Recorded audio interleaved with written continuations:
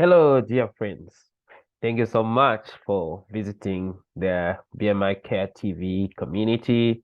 We are indeed glad that you could be joining us. This is Dr. Brian Myler, a medical doctor by profession, specialized in psychiatry, and I'm your host here at the BMI Care TV, where we share various opportunities in terms of scholarships, career prospecting, opportunities that you, our dear viewers, and indeed our subscribers can take advantage of. And so today, friends, I would like to talk to you about yet another exciting opportunity, which is the Hubert H. Humphrey Fellowship Program, a program that is currently open, accepting applications, and you can access these through the U.S. Embassy, your U.S. Embassy in various parts of the world. And I will be showing you, a little bit more on that on a different page. Specific to Zambia, as an example, you can actually go to the U.S. Embassy in Zambia on the U.S. Embassy website, and that's the link there. When you open it, you come to this page, which is talking about the Hubert H. Humphrey Fellowship Program.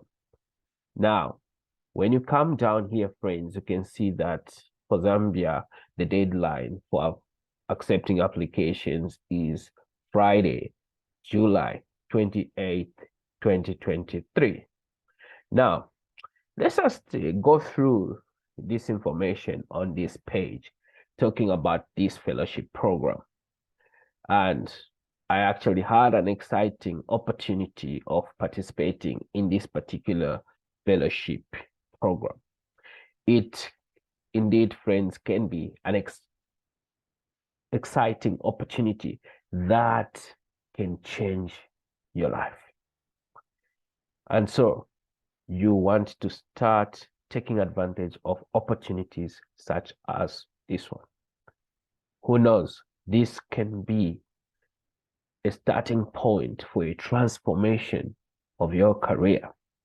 And so, dear friends, the Hubert H. Humphrey Fellowship Program provides you with 10 months of non-degree academic study and related professional experience in the United States.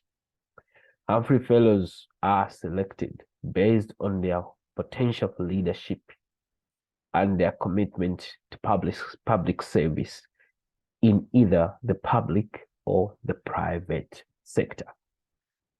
Every year, friends, approximately 200 fellowships are awarded globally. 13 major universities in the United States hosts these Humphrey Fellows. And all applicants must apply through this particular link here. So when you open this link, it will take you to the application portal where you can make a submission of your application. So if you are a first-time user, you create an account there and start your new application. And then if you're a returning user, you log in with your credentials there and you start your new application. Friends, this program covers various fields, which ranges from agricultural and rural development all the way to contagious and infectious diseases. And you can see, dear friends, that it covers programs like law and human rights, higher education administration, finance and banking, education administration, planning and policy, economic development, communications, journalism, wildlife management, public health. I was privileged to participate in the public health track, focusing on substance abuse, education, prevention, and treatment at Virginia Commonwealth University. In terms of eligibility, friends, when you look at eligibility criteria, they require that you have an undergraduate degree with a minimum of 5 years of substantial full-time professional experience, limited or no prior experience in the United States, demonstrated leadership qualities, a record of public service in the community. When you talk about a record of public service in the community, they are looking at your volunteer opportunities in the community. How have you demonstrated commitment to volunteerism? How are you demonstrating your leadership qualities? And how have you demonstrated leadership in your career? Strong English skills. And to that effect, friends, if you are shortlisted, you will be required to undertake the English proficiency test, the TOEFL. So if you want to get more information on this, you click on this particular page, which will take you to this page here, which is specific to the Humphrey Fellowship Program. But before we come to that one, I would like for us to look at some additional helpful information where they say applicants are asked to respond to questions related to leadership. And so the question is, they'll ask you, how have you demonstrated leadership? In some cases, they may ask you, how have you resolved conflicts in your leadership journey? Highlight a few circumstances when you have had to deal with conflict and how you dealt with it. They'll ask you for goals and program plan. And so it will be important that you highlight your immediate goals, that is your short-term goals, your intermediate goals, and your long-term goals. So how will this program then help you to achieve those goals? They want you to demonstrate public service. How have you demonstrated commitment to public service in your community? Through what you are currently working on and what you have been working on in the past 5 years, how can you demonstrate? Can you show how you have shown commitment to public service? And here they ask for opportunities for volunteering. Have you been able to volunteer, for instance, within your church? Have you been able to volunteer, for instance, within civil society organizations, non-governmental organizations? Have you collaborated with various sectors to address community problems or to address issues that your communities have been facing? And so what they are basically asking for is a utilitarian approach, which shows how have you used the education that you have acquired so far in your community to solve problems, real problems that are faced by the community. They may ask you on how you have addressed the challenges that you have faced in your leadership journey. And these responses that you provide should give detailed information that is specific to each question. So you must answer the question precisely. So during the review process in Washington, D.C., independent review panelists rely heavily on the short answer questions. So you will basically be selling yourself through those answers that you provide to the short questions that they ask you. Because even the selection committee will be relying on that information. And so it's important that you are precise in your answers, while it's giving the relevant details.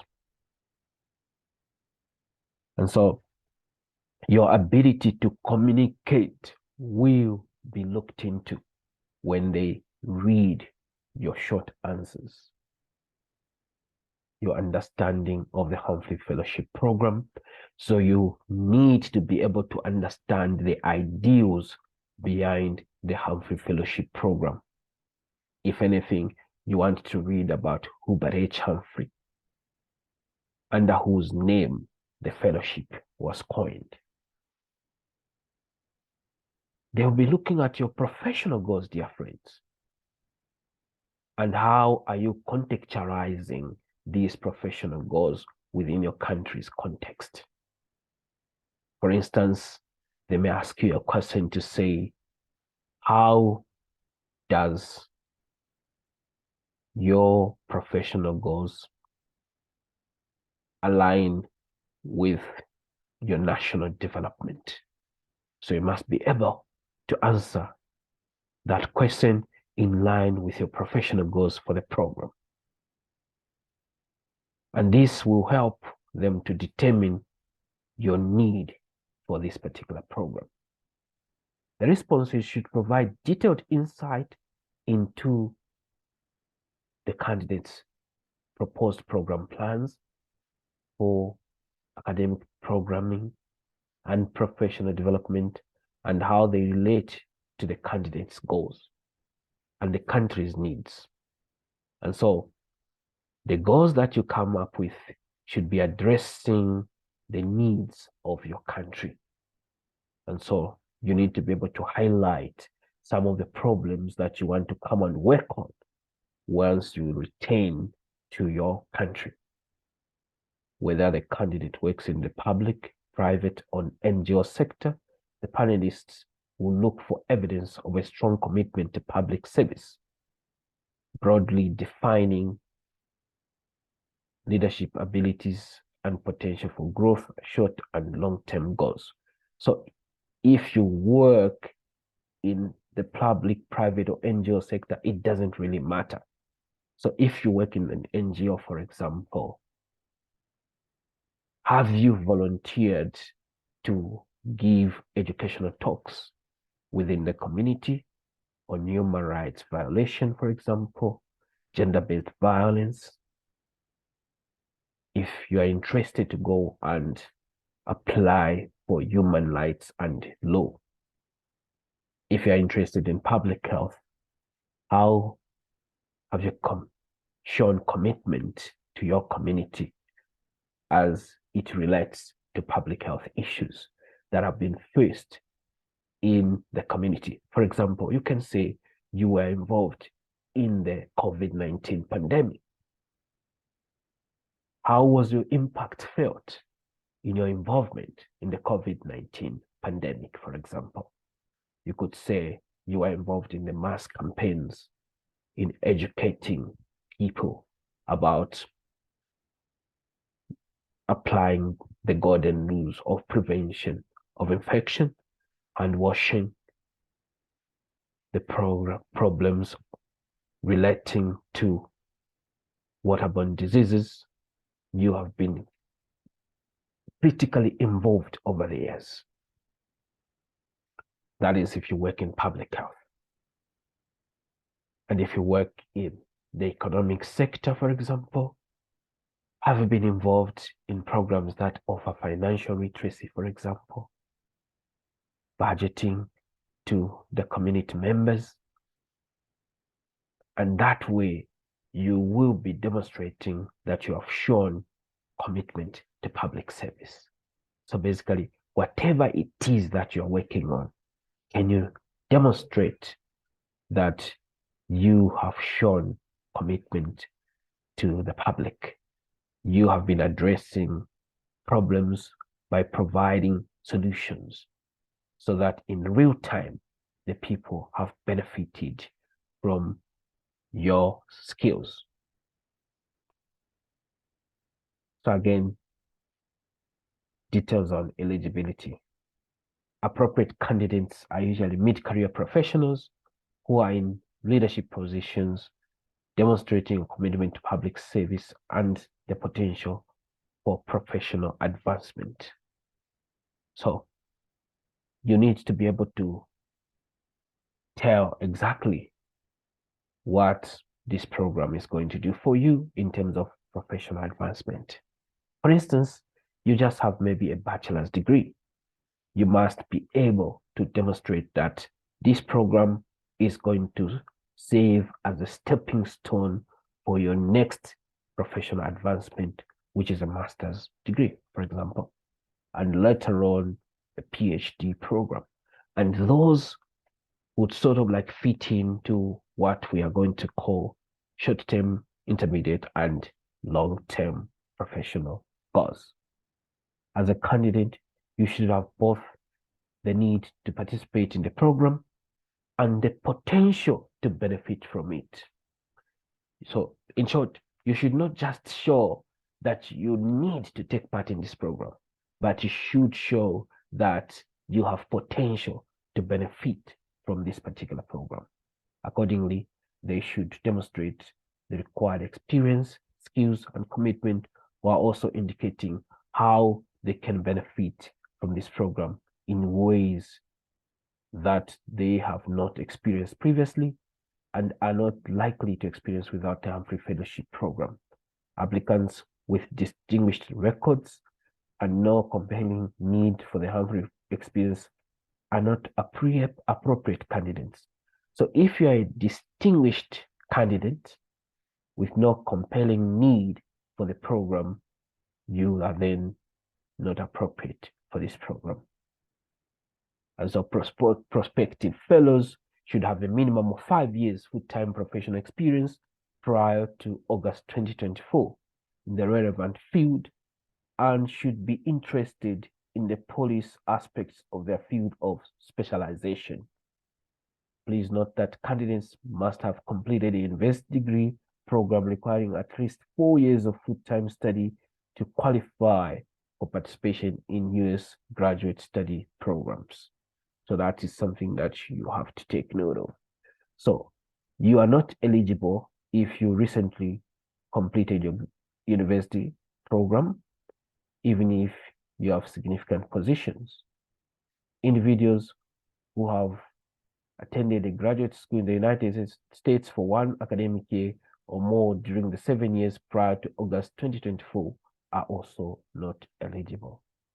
Individuals with U.S. in-country experience of any kind lasting more than 6 months during their 5 years prior to August 2024 again are also not eligible. Individuals with dual citizenship or permanent residence are not also eligible for this program. Now, let me just take you back to this page for you to see. So this particular page here, for you to see this page where you can get much more detail about the program. So this is more like a program overview, which is a place that I would encourage anyone who is trying to apply for this particular program to visit. So you will need to visit this page. So you can see here, there's a program overview, which actually highlights how this program is arranged. So it gives you everything about the Humphrey Fellowship Program. That is the program history, how it was named. So you can see that, this fellowship was founded in 1978 to honor the late Senator and Vice President Hubert H. Humphrey Fellow by President Jim Carter, who announced the establishment of the Humphrey Fellowship Program in Venezuela with the intent to create a program that embodied the values of what?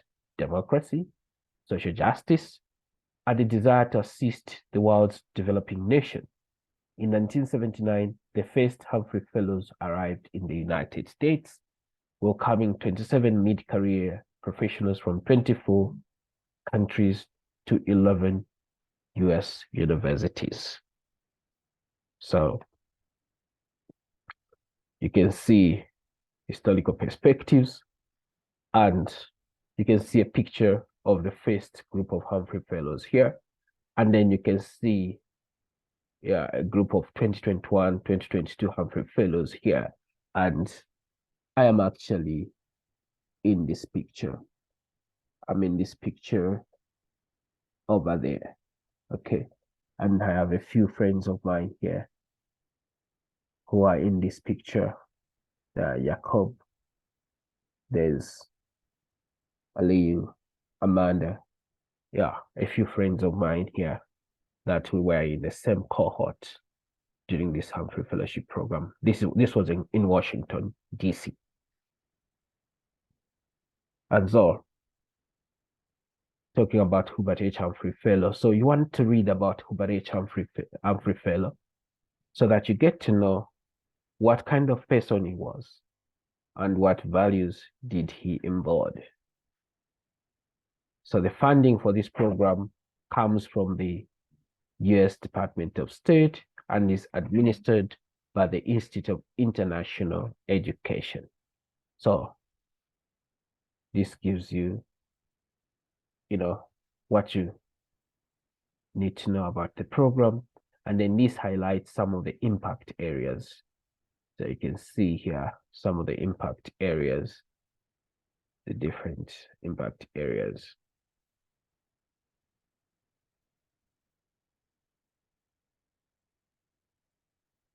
So you can visit this, and just read a little bit more about the program before you dive into applying for this program. And then there's a network here. So this network usually talks about the host universities. So there are basically 13 universities across the United States that host Humphrey Fellows. So if you care to read more about this, you'll be able to see which of these universities host Humphrey Fellows. So you can see here, there is Boston University, Michigan State University, Syracuse University, University of Minnesota. There's University of Illinois, University of Kansas. So different universities here, dear friends. So these two universities actually offer English language training for those that may need English language training before participating fully in the program itself. So you can come here and just read much more about these, universities that host Humphrey Fellows.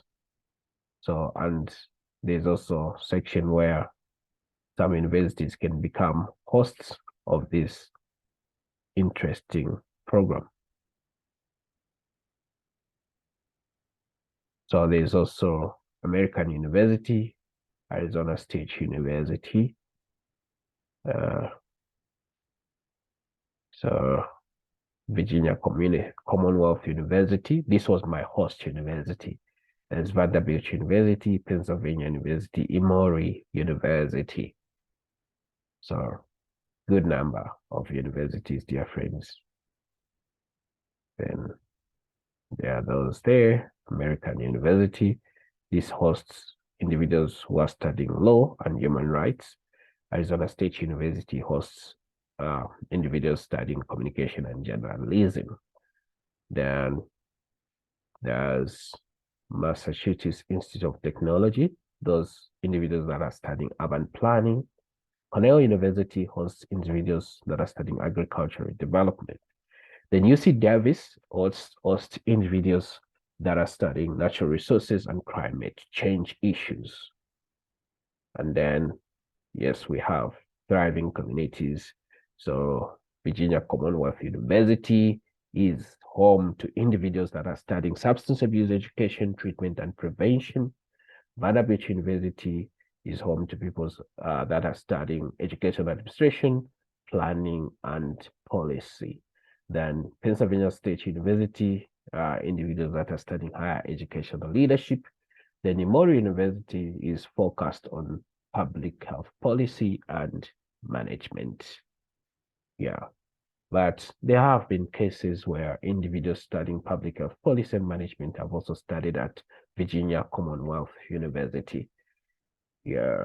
So now, if you are a prospective applicant, this also would be an important section for you as a prospective applicant.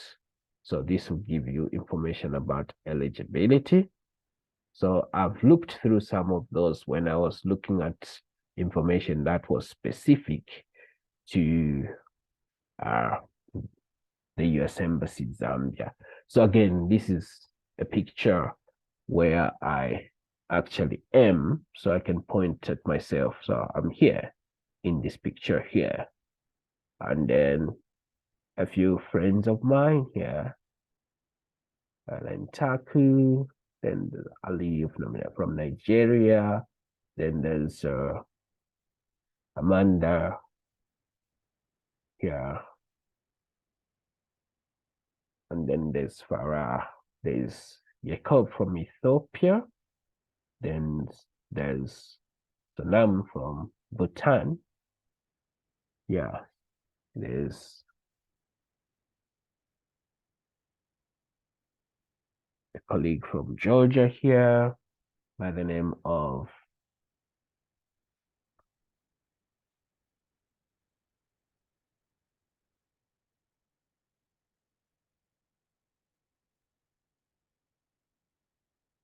Georgi, yes, by the name of Georgi. So this is Georgi from Georgia. Yeah, so a good number of friends here. This was an awesome experience, dear friends, in Washington, D.C. at the Global Leadership Forum. So you can see here they're saying Humphrey Fellows who meet the eligibility requirements apply for the program through their binational Fulbright commissions or public affairs section of the U.S. Embassy in their home countries. Please contact your country's binational Fulbright Commission or the U.S. Embassy for information on how to apply, including deadlines. So yeah, so you can check, see the country eligibility list to check if you are eligible for the program. So if you click here, yeah, that is if you are starting from here. So it will take you to the different U.S. embassies and commissions. Then you have different of them here. So they are listed here. So you can check your deadlines, you can check your eligibilities on this particular section here. So a lot more information there. Or what you could do is you could type your country there. So let's say from Zambia, and you can select a region here. So I'm from Sub-Saharan Africa. Yeah, and yeah, it comes up, actually, it comes up. So within here, there will be Zambia. So there it is. So if I come there, and then I click on Zambia, it will take me direct to the US Embassy Zambia web page, and specifically education and exchange programs. And then at this point, I will scroll down. Yeah, scroll down, looking for cultural exchange programs so that I can go specifically to the Hubert H. Humphrey Fellowship Program. So yeah.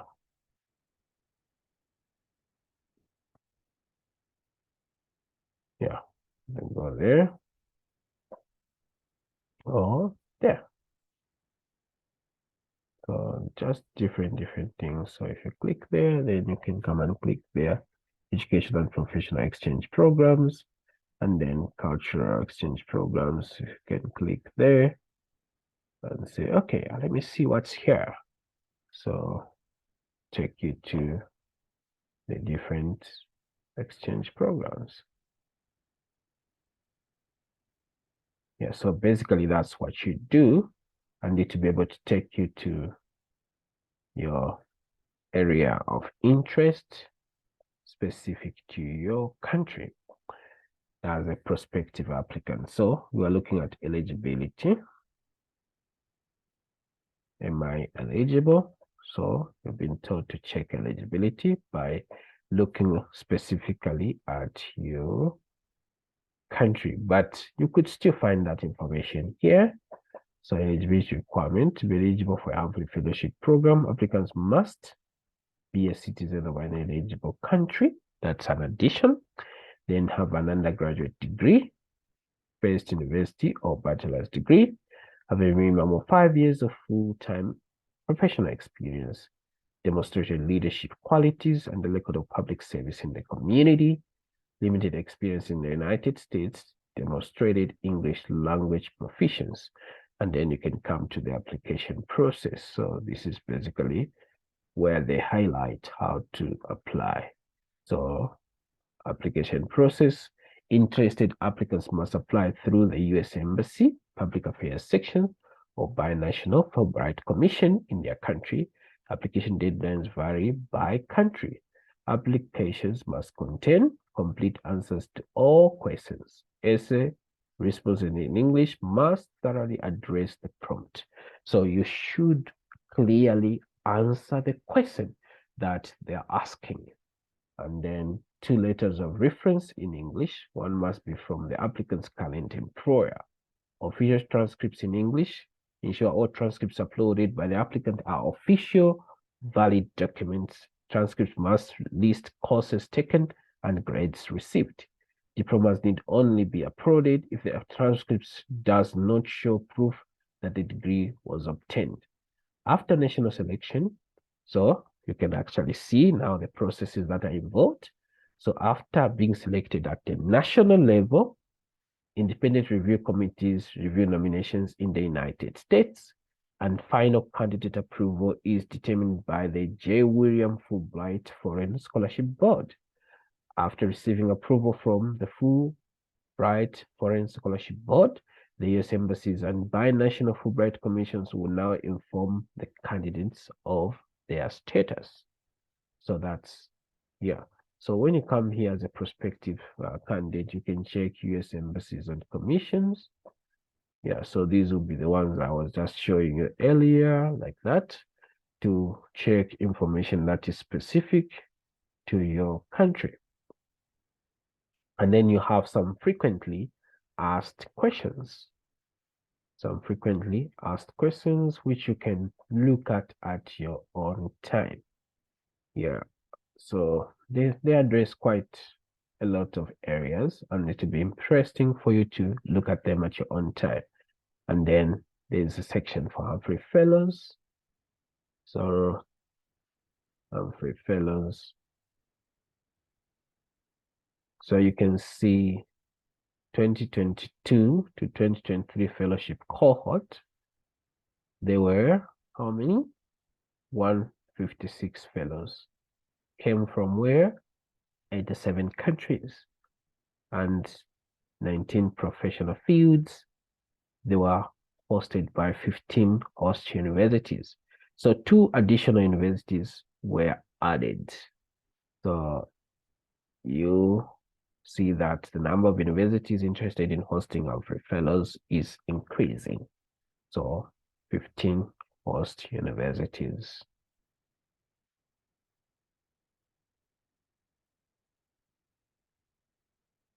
Then Humphrey alumni. So let's look at Humphrey alumni. So yeah, let's just see some of the Humphrey alumni from sub-Saharan Africa. How many?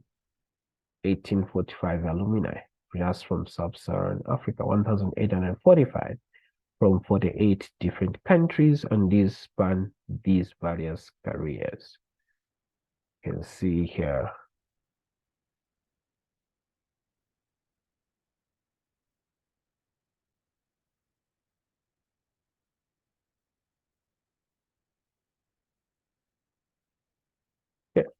Yeah, so this is the page, friends, for the Humphrey Fellowship Program, which you can look at your own time. But I thought I just show you that if you're interested in applying to this program, you would want to go through this particular page. And so what I'm going to do basically is I will put a link to this page in the description box to this video. Then I'll also put a link to this particular page, which is specific to Zambia, it does have an important link here, which you can use. You can go to that link to go to that page. And then also, it has a link to the Institute of International Education if you want to start the application process. So there, yeah. And important things to take note is that you want to make sure you address the questions clearly when you're being asked of what they're asking for. You want to be sure that you have answered the question correctly so that you don't, miss the chance of being selected for this particular program. And you want to make sure that you demonstrate how you have demonstrated what they are asking for. So essentially, a utilitarian approach. How have you used your training to address current problems? What areas are you deficient where you might need the Humphrey Fellowship to come in so that when you return to your country, you will be able to address the problems in a better way? You will become impactful. So demonstrate the need for you to take part in the Humphrey Fellowship Program. Show the gaps in knowledge that you would want to address, that you would want to acquire, so that you are better placed to come and address the problems that you're working on currently in your community. And also, dear friends, be sure to address leadership aspects. How have you demonstrated leadership? Because primarily, this program is about leadership, and you are going to learn a lot about leadership. If anything, you will be expected to demonstrate leadership whilst in the United States. So, very interesting program that I would encourage anyone with the eligibility requirements to consider applying, and if selected, to participate in the program.